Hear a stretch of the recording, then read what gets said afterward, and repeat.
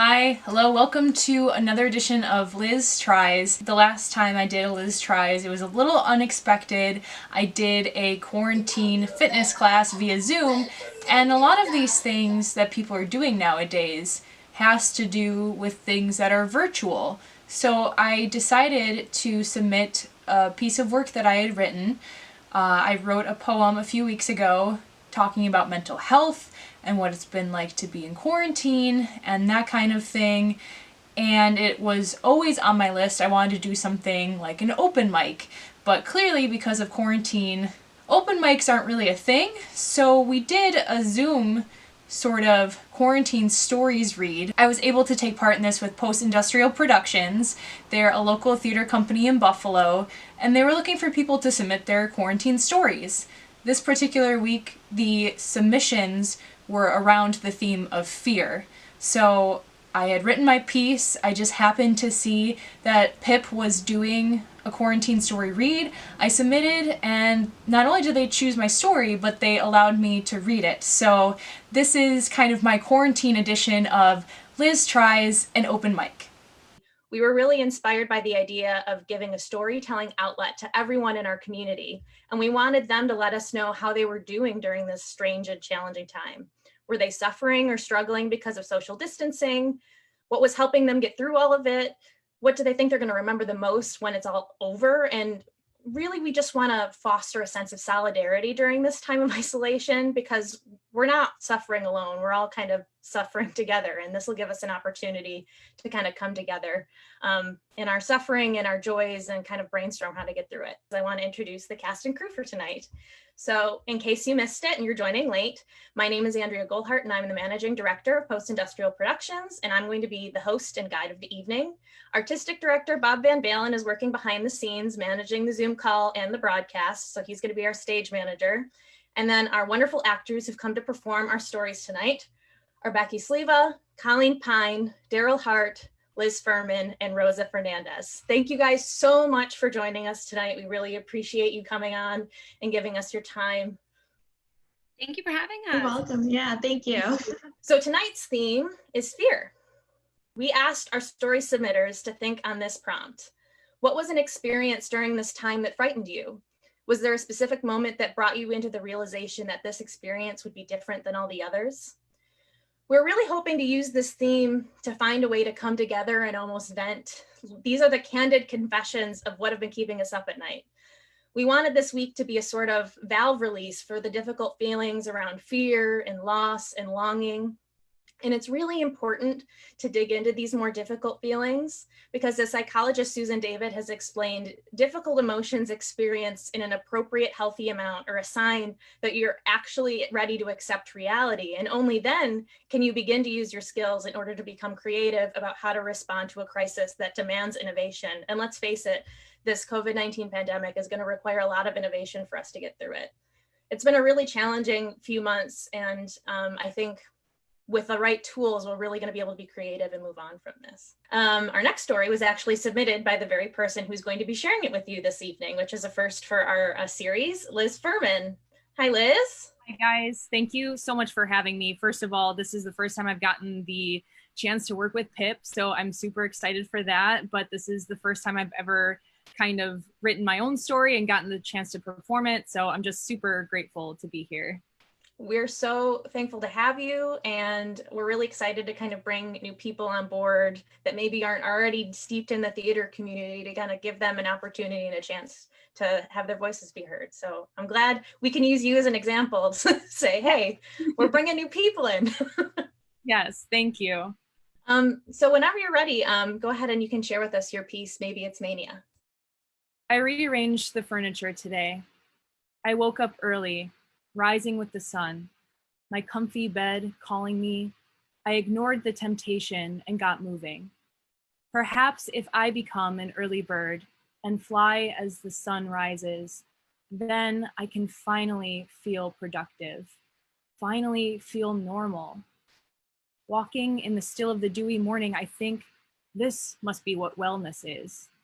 With a meditative podcast in my ears, cheering on my steps, encouraging me to embrace myself, literally and spiritually.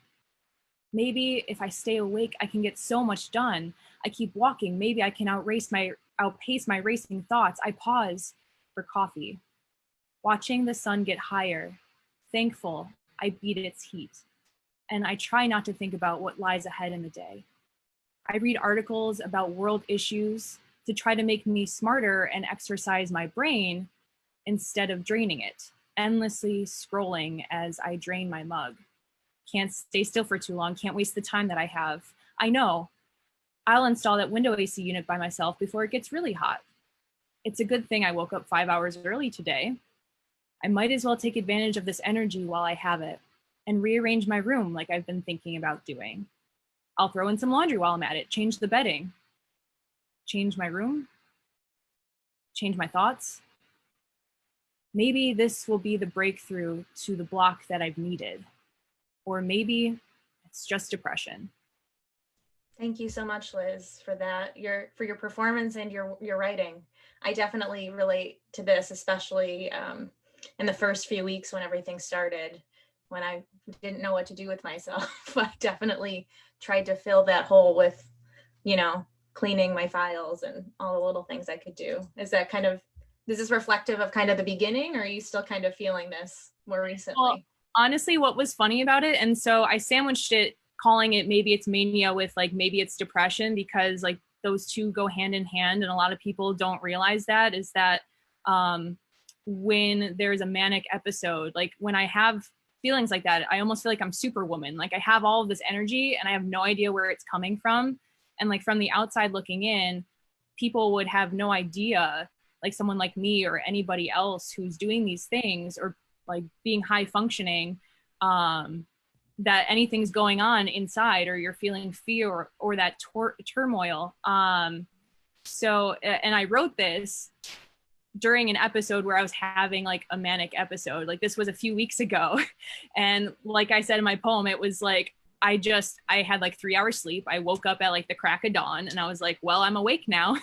So I like did all this stuff. And like, if I were to describe to somebody like how my day was going that day, they'd probably be like, wow, like you got a lot done, like good for you. But even though it was like, I just kept going and going, it was like you guys kind of mentioned a few minutes ago, it's almost like a distraction, like I didn't necessarily want to feel my feelings or like really acknowledge it. So I'm like, if I just keep going, if I do this thing, I do that thing, like I'll finally feel productive. I'll finally feel like I'm enough. Like I'll finally feel like I'm well, So this happened like just a few weeks ago. And even still, like I thought that sleep issues would get better and like they haven't. So I heard that it's normal, like it seems like a lot of people are going through the same thing, which is reassuring. Like it sucks because it's like I know what I'm going through, and like I hate hearing that other people are going through those things too, but there's a sense of reassurance that like we're all in this together.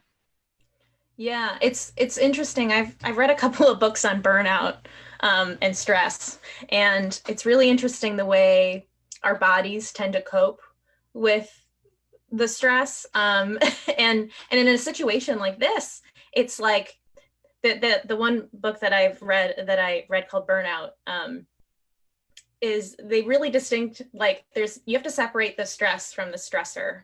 Mm-hmm. We as people sometimes can't do anything about the thing that's stressing us out, like COVID. We literally can't do anything about COVID. It's going to run its course. We're going to do the best we can and follow the rules as best we can to help it pass. But even if we acknowledge that, we still have this stress manifesting in our body. And we have to find ways to kind of flush that out of our system so that we can kind of operate. And I think a lot of people are doing that in different ways. There's many ways you can do it. And unfortunately, a great way to do it is to, connect with people.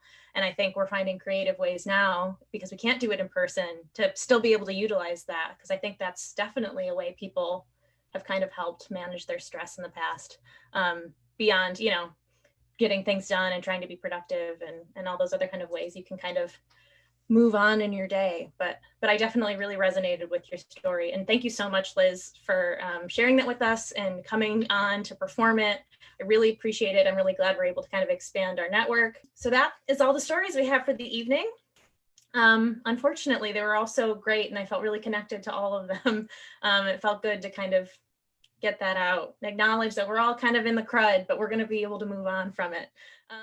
I said it during the quarantine stories while we were live, but again, I'm so thankful that I got the opportunity to share my story with Buffalo, with Post-Industrial Productions, just in general. I know if you follow me on Twitch or other platforms, I talk a lot about mental health, and just being able to share this story and do it in such a collaborative way and be a part of this community really was inspiring. So thank you again to Pip. Thank you for watching. If you haven't already, please subscribe to my YouTube channel where I will be trying new things for the first time. Feel free to follow me on Twitch where I'll be trying new games for the first time, or feel free to reach out to me on social media. I'd love to hear if you have anything that you would like me to try. But until then, I hope you all have been well. I hope you're all doing okay during this crazy time, and I will see you next time.